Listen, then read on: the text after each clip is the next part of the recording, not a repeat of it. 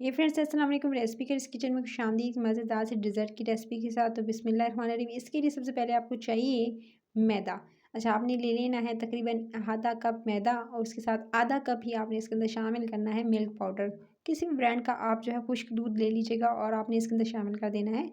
दोनों चीज़ों को पहले आप अच्छे से मिक्स कर लीजिएगा। चाहें तो इसे छान भी सकते हैं ताकि दोनों इक्वल क्वांटिटी में अच्छे से एक दूसरे के साथ मिक्स हो जाएँ, यानी अच्छे से मिक्स हो जाएँ। तो इसके लिए आपको छानने की ज़रूरत पेश आए तो कर सकते हैं। उसके बाद आपने इसके अंदर शामिल करना है 1 टीस्पून ही आपने इसके अंदर बेकिंग पाउडर। उसके साथ आपने 1 टीस्पून इसके अंदर जो है वो पिसी हुई हरी इलायची का जो पाउडर है, दाने जो है इसके निकाल कर हरी इलायची के आप उसको पिसा लीजिएगा और इसके अंदर शामिल कर दीजिएगा। अच्छा, दोनों चीज़ें चली गई। उसके बाद आपने अच्छे से इसको मिक्स कर लेना है और मिक्स कर लेने के बाद फिर आपने इसके अंदर शामिल करना है तकरीबन जो है मैं इसके अंदर शामिल कर रही हूँ 1 टेबलस्पून ही मक्खन का।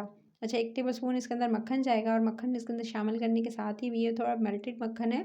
सो आपने जो रूम टेम्परेचर पर या मेल्ट करके, क्योंकि सर्दियाँ हैं थोड़ा मौसम ठंडा है, तो आप जो है इसको रूम टेम्परेचर पे जो है वो नहीं कर सकते, तो आप इसे थोड़ा ओवन में गर्म कर लीजिएगा। उसके बाद आपने शामिल करने के साथ ही आप इसके अंदर शामिल करना है दूध को। अच्छा, दूध की मिकदार मैं आपके साथ शेयर कर दूँगी, क्योंकि दूध अगर आपने ज़्यादा क्वांटिटी में डाल दिया तो डो एकदम पतली हो जाएगी। सो आपने इसका ख़्याल रखना है कि जितना दूध मैं आपको बताऊँगी उतना ही आपने शामिल करना है। जितनी आपने मैदे और साथ में कुछ दूध की क्वांटिटी रखी थी उतना ही फिर आपने दूध उस हिसाब से डालना है। सो मैं इसको थोड़ा-थोड़ा करके गूँध रही हूँ।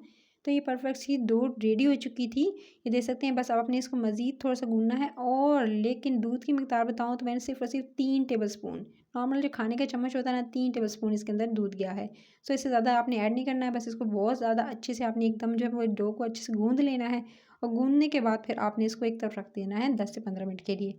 जब तक शीरा रेडी कर लेते हैं, चाशनी बना लेते हैं, इसके लिए आपने 1 कप जो है वो लेना है पानी का। साथ में आपने 1 कप ही आपने तकरीबन इसके अंदर ऐड करना है चीनी का। ये 1 कप से थोड़ा-सा कम कर लीजिएगा अगर आप चीनी ज़्यादा पसंद नहीं करते। तो आपने इस तरह से जो है वो अच्छे से चीनी को घुलने देना है। जब चीनी अच्छे से घुलने लगेगी, ये देख सकते हैं चीनी अच्छे से घुल चुकी थी, तभी आपने इसके अंदर शामिल करना है तकरीबन हाफ़ टी स्पून जो है पिसी हुई इलायची, हरी इलायची का पाउडर, और उसके साथ आपने इसके अंदर शामिल कर देना है थोड़े से स्ट्रैंड जो है वो ये आपने जो है वो ज़फ़रान के ऐड कर देने हैं इसके अंदर।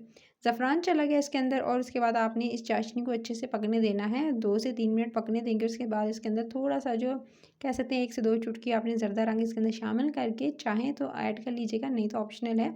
उसको अच्छे से कुक कर लेना है और अच्छे से शीरे को पका लेना है और इसको एक तरफ रख देना है। तब तक क्या करना है, मैंने इसको जी 20 से 25 मिनट गुज़र चुके थे। मैंने अच्छे से जी बेला, पहले राउंड फॉर्म में जो आपने गूँथ के रखा था ना ये डो को, उसके बाद आपने उसको जी अच्छे से फ्लैट कर लेना है बेलन की मदद से। ये जो आपको क्रैक्स नज़र आ रहे हैं ये बिल्कुल एकदम सेट हो जाएँगे। बस आपने इसको अच्छे से बेलन चलाकर साइडों के क्रैक्स को अच्छे से फ्लैट कर लेना है, यानी एक तरफ से जो है वो इक्वल इस तरह से कर लेंगे ताकि अच्छे से एक शेप दे देंगे। और उसके बाद इसके अंदर क्रैक्स रहेंगे क्योंकि इसके अंदर ड्राई मिल्क का इस्तेमाल किया गया है। सो इसके अंदर क्रैक्स आपको नज़र आएँगे, चाहे आप खुद भी बनाएँगे, लेकिन थोड़े-थोड़े क्रैक्स रहने दीजिएगा, इससे कोई फ़र्क नहीं पड़ेगा। उसके बाद आपने साइड के इस तरह से रिमूव कर लेना है, उसकी कटिंग स्टार्ट करनी है। अच्छा, इसको शेप इस तरह से देनी है आपने कि इसकी जो चौकोर हिस्सा इस तरह से आपने इसे चौकोर शेप में काट लेना है। सो इक्वल जो है 3 हिस्सों में मैं इसे डिवाइड कर लूँगी। इस तरह से 3 स्ट्रिप्स में मैं इस तरह से कट लगा दूँगी। कट लगाने के बाद इस तरह से 3 स्ट्रिप्स में काटने के बाद दरमियान से आपने काट लेना, और साइड से चाहे और शेप देना चाहते हैं तो साइड के हिस्से को रिमूव कर दीजिएगा। फिर उसको दोबारा से आप बेल कर, तो दोबारा से आप जो है बगैर ज़ाया किए जो दोबारा से बेल कर बना सकते हैं एक चौकोर पार्ट।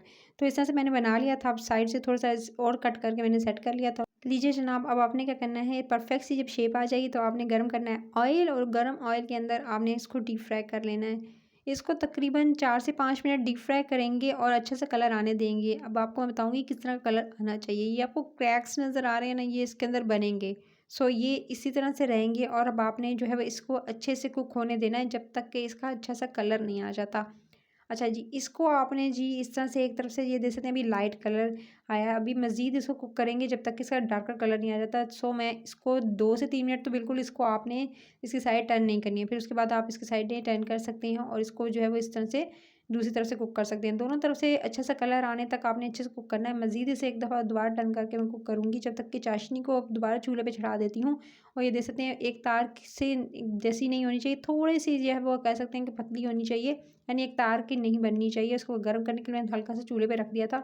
नीम गर्म कर लेंगे चाशनी को, और जब इस तरह कलर आ जाएगा, ये देख सकते हैं इनका कलर आ चुका था, तभी आपने ये देख सकते हैं इसे निकाल लीजिएगा। और इसको निकाल लेने के बाद बस आपने डार्क कलर आने पर आपने इनको निकाल लेना है। ज़्यादा ओवर कुक नहीं करना है आपने। ये अभी होंगी थोड़ी-सी सख्त, जिस तरह के बिस्किट्स होते हैं या मीठी टिक्कियाँ होती हैं, उसी तरह होंगी थोड़ी सख्त। लेकिन इसको सॉफ्ट बनाने के लिए जो हमने रेडी किया है ना चाशनी, उसका इस्तेमाल अब करने की बारी आएगी। सो आपने इस तरह से सारी की सारी निकाल लेनी है, ये देख सकते हैं। एक मज़ेदार सी ये टिक्कियाँ सी रेडी हो गई हैं। अब आपने क्या करना है, ये केक जो है, इस मज़ेदार से केक को अब आपने क्या करना है, अब आपने शिफ्ट करना है अपनी जो चाशनी बनाई थी, जो आपने शीरा बनाया था, उसके अंदर आपने डिप करके छोड़ देना है। तकरीबन आधा घंटा के लिए, 1 घंटा के लिए इसको जिसमें डिप करके छोड़ दीजिएगा। एकदम ये सॉफ्ट हो जाएँगी, बिल्कुल एकदम कह सकते हैं बटर की तरह या रसमलाई की तरह ये बिल्कुल हो जाएँगी। सो आपने इस तरह से इसको डिप करके छोड़ना है और 2 घंटे के बाद फिर या 1 घंटे के बाद आप इसे निकाल लीजिएगा शीरे में से। और फिर अपने हिसाब से आप इसे जो है भाई दे सकते हैं। 1 घंटा गुज़र चुका था और ये काफ़ी हद तक सॉफ्ट हो चुकी हैं। बस अब आप इस तरह से निकाल कर थोड़े से शीरे के साथ जस्ट आप इसे जो है वो एंजॉय कर सकते हैं।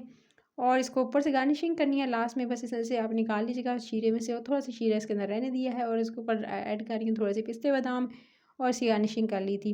रेसिपी अच्छी लगी तो लाइक शेयर, चैनल को सब्सक्राइब ज़रूर कीजिएगा और इस रेसिपी को आपने ज़रूर ट्राई करना है। फीडबैक देना है, कमेंट सेक्शन में अपना ख्याल रखना है। फिर मिलती हूँ, till the next video, take care.